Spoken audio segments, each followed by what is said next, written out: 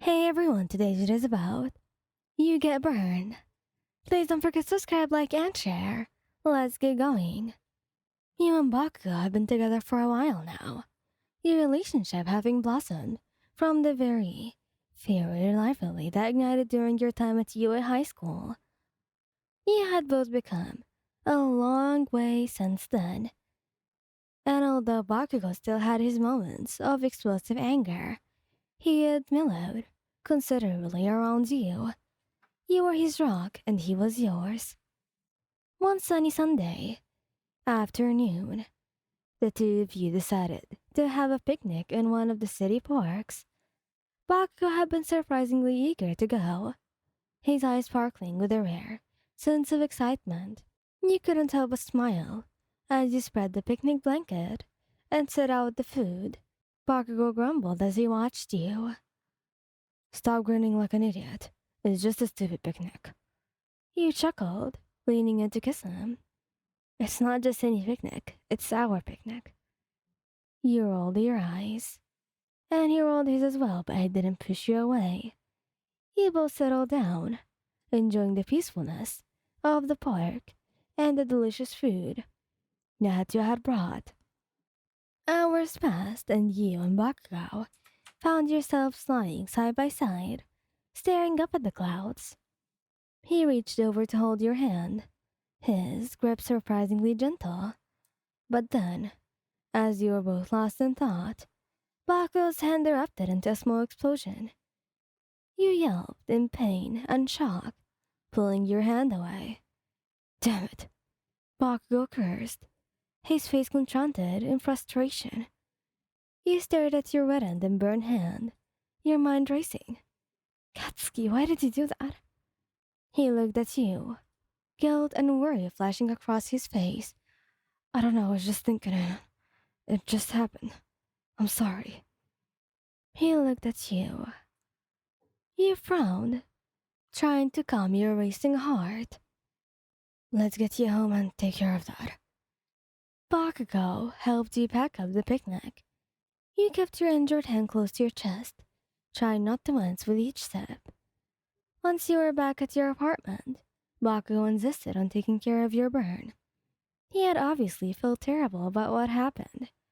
He gently cleaned the wound and applied ointment, his hands surprisingly tender as he did so.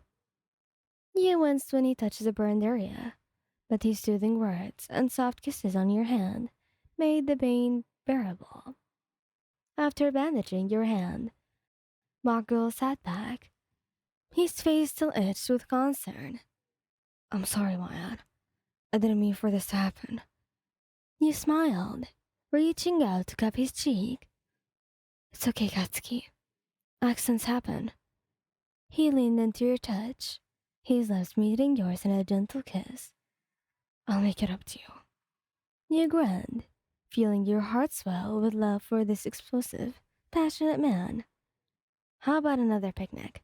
Without any explosions this time. Bakugo chuckled, his fiery personality replaced with a warm and loving one.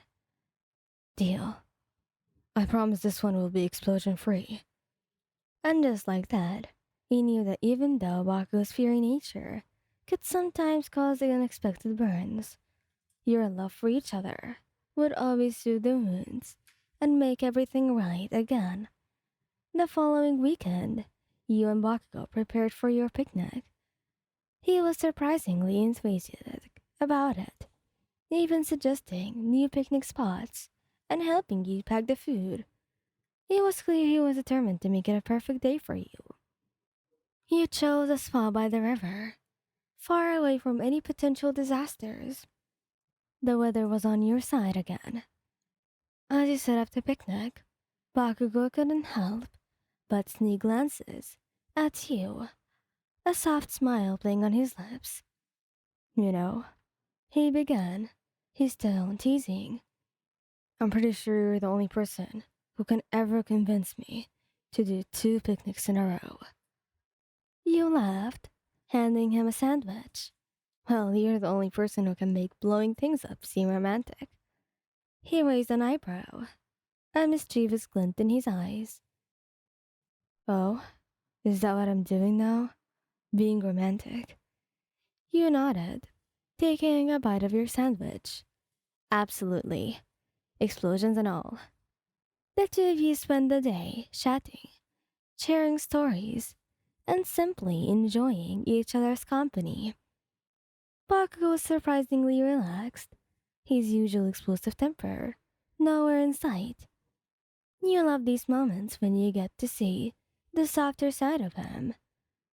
As the sun began to dip below the horizon, you both lay back on the blanket, gazing up at the stars that began to twinkle overhead. It's beautiful, you whispered, reaching out to take Bakugo's hand. He squeezed your hand gently, his gaze never leaving the night sky. Yeah, it is. Silence settled between you, comfortable and content.